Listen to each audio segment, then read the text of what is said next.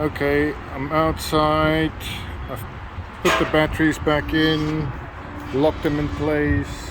I have reconnected the cable after unplugging it and leaving it for over, must have been around 2 hours. Let's just try it on 5, and I've got it on the turbo setting, and let's see what it does.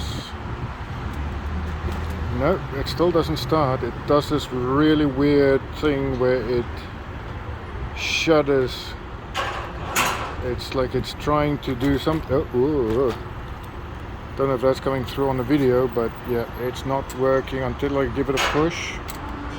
And then let's